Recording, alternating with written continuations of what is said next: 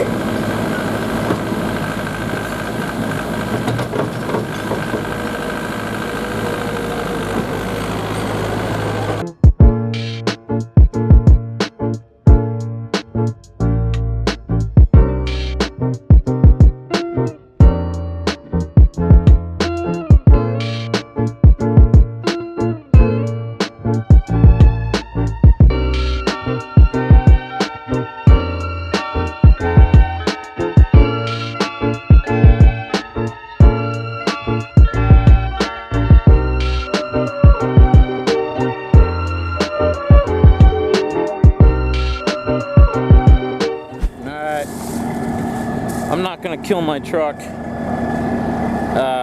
That's a decent load. This stuff's kind of saturated with water and heavy. You know, everybody's into the speed binders right now, and you know, back when I was driving a low bed full time, yeah, I'd probably use it on a low bed because you're usually chaining down like, you know, 8 to, you know, depending on how many machines you got in there. Sometimes I have 3 small pieces of equipment on there. That's a lot of binders, 4 per each, you know? It's like 9, 10, whatever. 12 binders or some shit like that, depending on, you know, if they have an implement that you gotta do the implement also. Could be even more. The Landau, oh, I'll tell you what, the Landau, you definitely want some speed binders on the Landau. Because the Landau, especially like snow equipment, I used to put out snow equipment with the Landau, and you'll be sitting there cranking on binders for like an hour, you know. So, but for one skid steer, you know, I'm not gonna invest the money. I need to invest the money in a taller tripod.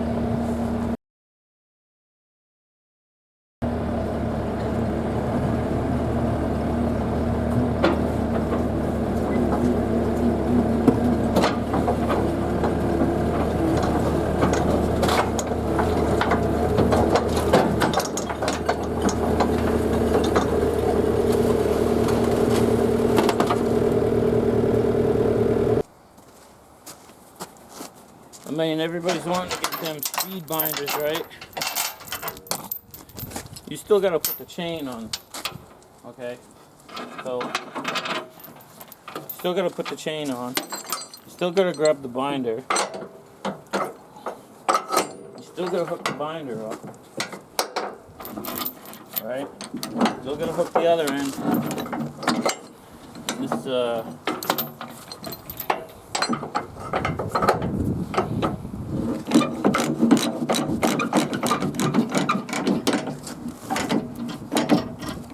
I mean, you can't do that. That's too much. So, I don't know.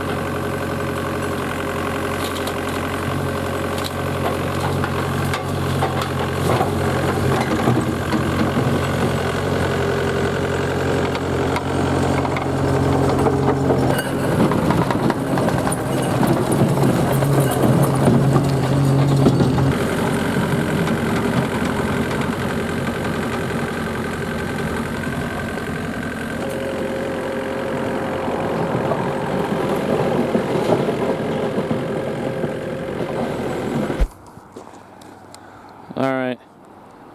Got some recycled asphalt. Dumped it at the end there.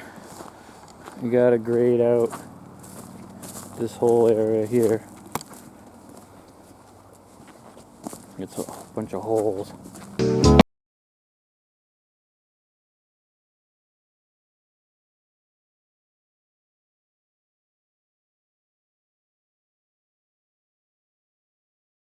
There was a lip here, so the water was sitting in here and it couldn't get out that lip down into the woods because it drops off. So I gotta shave that lip.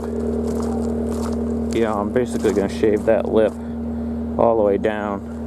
Then I'm gonna take that regrind, put it in this low area, build it up, so I can get my truck off the road. So we will start with that.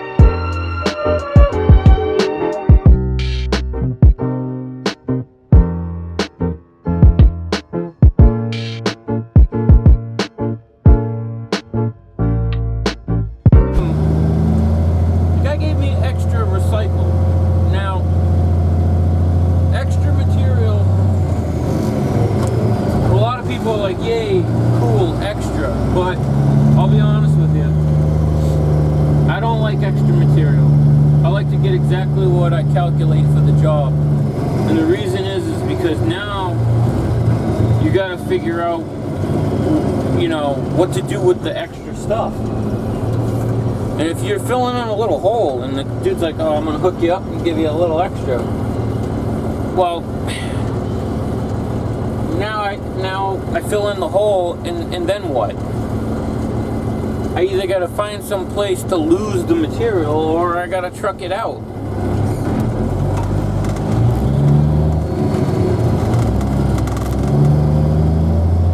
And I personally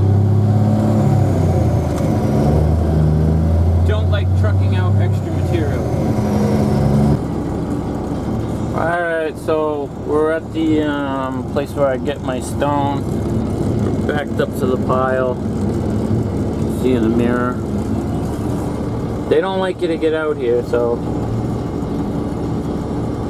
I just hang out, wait for them to come by. I believe my buddy is driving that end dump over there. I just saw him, he just waved to me. There's two of them riding around here, that's why I said I believe that's him. I know he's here, I just don't know if that was him. They don't have much left to mine, you know. This is in my town too, but they mined out all of that, and you can see they sloped it all the way up to where they're mining, but I believe they're almost done. And if you look over here, you can see where the grade goes up. That means from where we're sitting, used to go all the way forward. you know, like that. And they mined out all the sand. I used to have a sand mining job. I worked for this company's rival company down the street, and I used to mine sand right like they're doing over there. I would dig it out of the bank and run it through the screener, Big McCluskey, and then go up the stacker, power screen stacker. I think it's a power screen, I don't know, the thing was so old. And make big piles. See, what he's doing right there is they're cleaning out the ponds, you know, the wash pond, where they get their water to wash the stone. And he's dumping the mud up there, and then they'll let it dry out, and then I don't know what they do with it after. Maybe they use it for sell it for fill or something, you know, common fill. I have no idea. See how far we can zoom in on him though.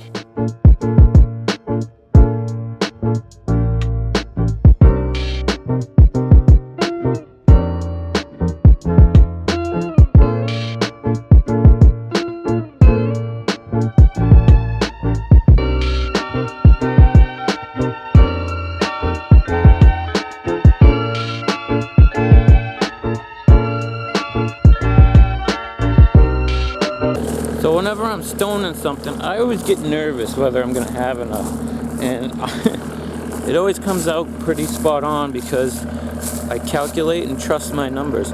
You gotta calculate and trust your numbers, even though yardage and things don't look like it. It's like using a laser, you know. You think it's level, and then you use the laser, and you're like, wow, it's not level. I thought it was. Same thing with a calculator. Calculate, measure your yardage, and you look at a pile and you go, oh, I could do this whole thing with a pile. And then you calculate the numbers, and you're looking at the pile, and you're like, oh my God, I don't think the pile will do it. But then what happens is, you get it done, you go, geez, I have just enough. It's because measurements don't lie. Numbers don't lie.